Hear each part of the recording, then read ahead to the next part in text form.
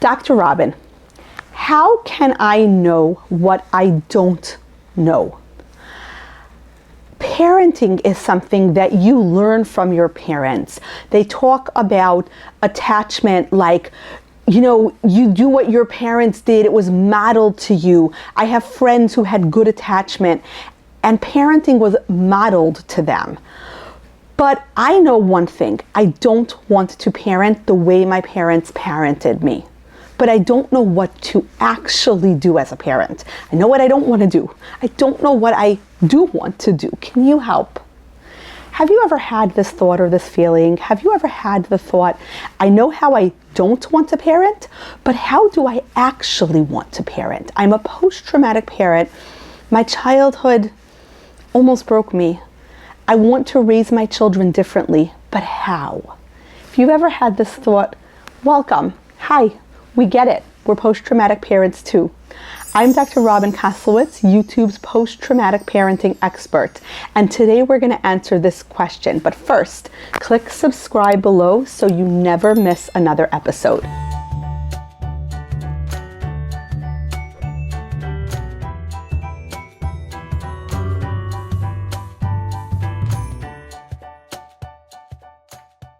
So parenting sometimes feels like this endless list of to-do lists, like this entire pad, and you have a task on it, and it's, wash the soccer uniforms. All right, I've done that.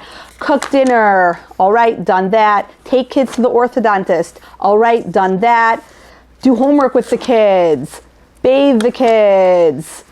And that's a lot, right? All those to-do tasks, so much, so overwhelming. And they come faster and faster and faster and faster and faster and faster. And they're endless because even if you cook dinner on Monday, you gotta cook dinner on Tuesday again.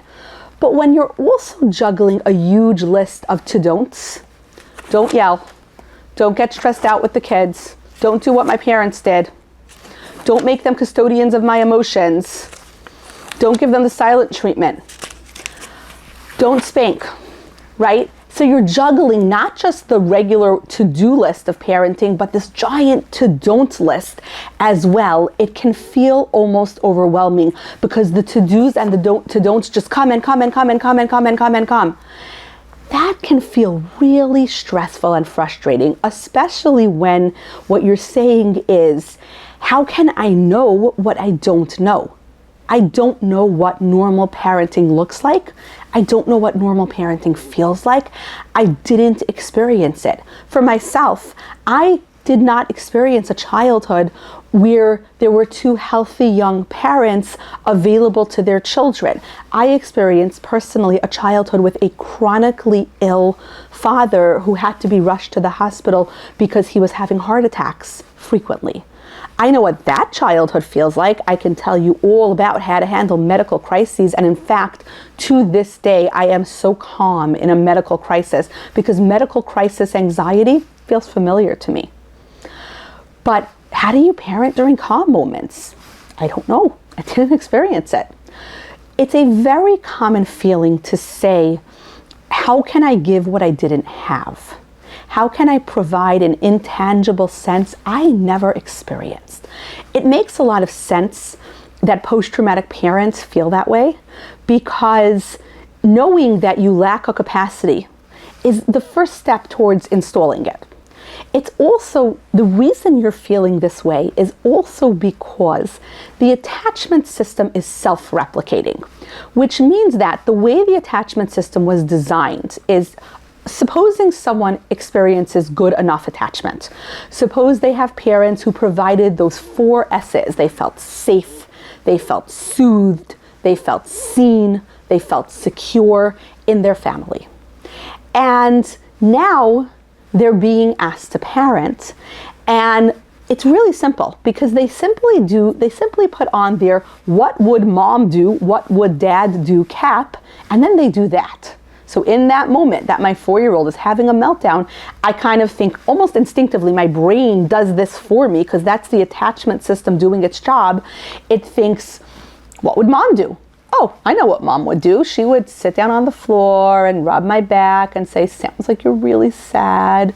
I'm ready to hear about it. Okay, I'll do that then. I am stressed out, but my internal working model is chugging away. It's doing its job. It's really quickly, doing the work for me because that was installed properly. But when you have the sense that my internal working model is broken, then you have to figure out what to do by yourself. You don't have that what would mom do cap that you can just sort of database search and do what mom would do, because you know what you don't want to do, and that's what your mom would have done. So this is the dilemma of many post-traumatic parents. And if this is your dilemma, I want you for one moment to sit with it and acknowledge it, because that's hard.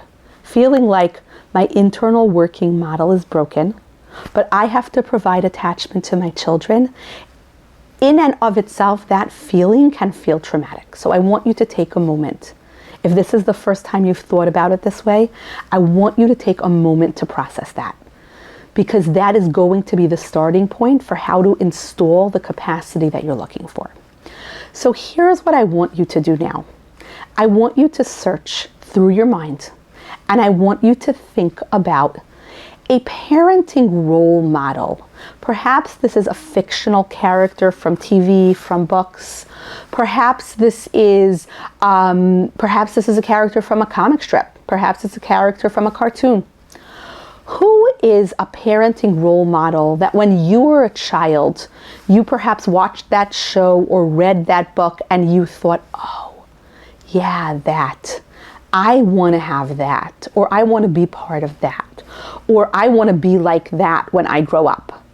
And when I ask this question to the post-traumatic parenting community, you very often get responses I hear a lot are things like June Cleaver, because she was so kind and wise and insightful in how she spoke to Beaver. I mean, leaving some 1950s era, assumptions about the place of a woman and how she was always like impeccably dressed, including pearls, even to like bake a chicken, like leaving that part aside, the way she spoke to Beaver and the way she actually engaged in rupture and repair with him when he was telling her something that he didn't like about her behavior. I'm thinking of one clip in particular where Beaver buys his mom a blouse, and his mom says she loves the blouse, but it's kind of a hideous blouse. And then mom says she's going to wear it, but she doesn't wear it. And Beaver says to her, so basically you lied when you said you love it. And her response was something along the lines of, I don't love it, but I do love you. But you're right. If I said I was going to wear it, I should have worn it, because I should have done what I said I would do. And she talked to him about the concept of, not always saying everything we think and having a social filter, although that's not the word she uses. She says, if you saw somebody who wasn't very good looking, would you walk up to them and say, you're not very good looking? And he said, no, the person would hit me. And, it's funny and there's a laugh track. But then she said, no, you wouldn't do that because it wouldn't be kind. And she talks about sometimes editing what we say because we're thinking about the other person's feelings. And then she takes responsibility. I shouldn't have said that I would wear it if I didn't mean it. But I hope you see that I said I love it because I love you. And so that modeling of validation, that modeling of rupture and repair, the modeling of a parent apologizing and accepting feedback, which was probably revolutionary in the 1950s. When I ask people, who's your parenting spirit animal? Who is your what would that person do? And I'll hear Mr. Rogers, June Cleaver, Molly Weasley, Lorelai Gilmore. Sometimes it won't be somebody from fiction. Sometimes it'll be someone from real life. My neighbor around the corner when I was growing up, the mom of that family, the way she spoke to her kids, the way she was around, the way she was present, her patience. I very often think, what would Mrs. Smith do? So when we do that, when we pick a parenting spirit animal, from anywhere. It could be from a comic strip. It literally could be from a cartoon. And I've heard some from cartoons. Sometimes it's from reality TV. One of the parents in Love on the Spectrum is so stellar at how she deals with her children, and that I've heard people say like, wow, that's the kind of mom I would like to be. Think for a second and write down a couple of parenting spirit animals. People, parenting exemplars, people who you sit down and you think of that person like, yeah, that's the kind of parent. That's a quality in parenthood that I would like to embody. Maybe it's the mother in, Little House on the Prairie. Maybe it's Professor Dumbledore or Professor McGonagall from Harry Potter. Maybe it's from a cartoon. Who's yours? Who's that fictional or real life person who, when you look at them and when you think about them, you think, that's the kind of parent I would like to be? Very often, we can linearly trace back a sensation we didn't have in parenting, like we didn't get from our parents, to that parenting exemplar in our brain. I remember in a post-traumatic parenting class when we did this exercise, when we said, who is that parenting exemplar that you would like to embody some of their characteristics? There was a woman whose stepfather horrifically abused her, and her mom either ignored very obvious signs or assisted in the gaslighting so that she left her daughter open to yet more abuse. And I found it so interesting that this woman's parenting exemplar was Molly Weasley from the Harry Potter books, because Molly Weasley literally transforms into a tiger to protect her children. Her entire being is about, she's this sweet fluffy kitten until her children are threatened, and then she is absolutely a tiger protecting them, like Mama Bear, except I think she actually, when she turns into an animal, I think it is a tiger or maybe a lion. But that idea of, she is absolutely a fierce protector of her kids. And it makes sense that a woman who felt so abandoned by a mother who really ignored her abuse, that protector was the parenting exemplar that she went through. For me, a lot of times I think of Mr. Rogers, who was so accepting of children's emotional states.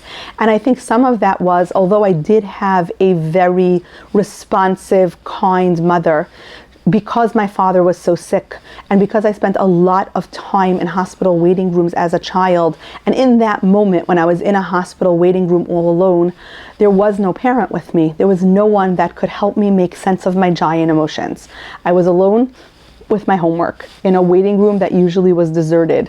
And very often Mr. Rogers' Neighborhood was playing because, PBS, like that's what plays in children's waiting rooms in hospitals. And I used to fantasize having a wise, kind person like Mr. Rogers who would hear me out and help me make sense of my emotions. And it makes sense because as a child, I tried very hard to not add stress to the family's stress, because having a very sick parent means sometimes that the big emotions are around the sickness, and there isn't always room for smaller age-appropriate concerns like, the mean girls of the grade aren't being nice to me. And that makes so much sense. So think of who that parenting exemplar is. A member of the post-traumatic parenting community said that it was a neighbor on her block, just this mother, and the way she interacted with her children. And now you officially know what you don't know, because now you can look at that person and you can sort of pull out the main characteristics of what that person did. Mr. Rogers made kids feel seen. Molly Weasley made her kids feel safe. The mother in the Little House on the Prairie made her children feel secure and soothed and seen. So looking at those exemplars, you can then say, okay, clearly what I really admire is a parent who is present and makes her children feel seen. Now I need to figure out, how do I do that? What are specific parenting practices that I can put into place that will make my children experience that? And congratulations, you now know what you don't know. See how quick that is? And then it's a very simple matter to install that program, with apologies to certain Christian groups, and simply do the, what would Molly Weasley do? What would Lorelai Gilmore do? What would Mr. Rogers do? And simply ask yourself that question in a moment of stress, in a moment where my child is acting in a way and I don't have an internal working model. I don't know how to approach this. I don't know how to handle this. But I know that by the end of this encounter, I want my child to feel seen. So any specific thing I do, I might be off script. I don't know the exact words Mr. Rogers might or might not say in that situation. But as long as I keep the quality of, I want this child to feel seen. It is important to me for this child to feel seen, then that's the quality I'm going to communicate. And that's what I'm going to be like sort of doubling down on and really emphasizing and really thinking about as I have this difficult encounter with my child. Today, I was headed downstairs here to shoot these videos for YouTube, and I was all camera ready and I have a list of videos that I need to shoot and I have a time limit to get them into the editor, and my children were having a fight. And my husband was really the parent on duty. He was getting them into the car to take them somewhere, and my big kids were really taunting one of my littler kids. And she came to me for support, like, "Mommy, they're making so much fun of me." And there was a part of me that just wanted to hyper focus, right? My trauma app in my brain that wants me to just dissociate and stay work focused because you have a to-do list and you better accomplish everything on your list, really was activated. And to be able to say to that trauma app, no trauma app, what would Mr. Rogers do? Would Mr. Rogers leave a child who's having a meltdown and go on with the regularly scheduled show? No. He would address the emotions that are going on right now. So I stopped and I paused and I told my trauma app, I'm deselecting the permission that lets you control me right now. And I sat down with my daughter. Now, were the words I used exactly what Mr. Rogers might have said? I don't know. But sat down with her and said, "You're having so many big feelings right now. It sounds like everyone is saying something that's hurting your feeling. I want to hear about it." And I held her on my lap, and first we sort of just co-regulated until she felt calm, and then she told me what they were teasing her about and how she felt all alone and like everybody hates her, and she felt really hurt. If you notice, what I didn't do is yell at the big kids.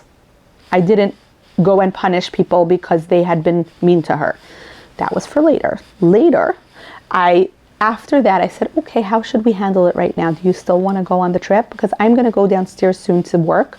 So what should we do about it?" She said, "I want your help because I want to go, but I only want to go if they're not going to treat me that way." So we went outside. The other children were already getting into the car. And I then spoke with them about, in this family, we communicate with respect. That wasn't respectful. The way you spoke to your sister was hurtful, and she's sad.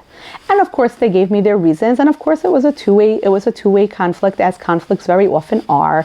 And I said, okay, leaving all of that aside, leaving aside that you were getting annoyed by her behavior, for 1 second, I first want to talk about, did you uphold the value of we communicate respectfully in this family? And they said no. And I said, so what do you need to do now?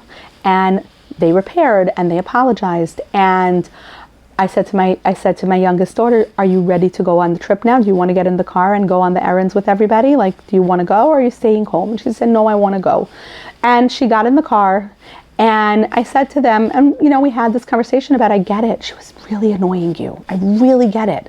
And I get that, she contributed to the situation. I am not like in camp, one kid perfect, other kid bad. Of course not. I understand that conflict is a two-way street.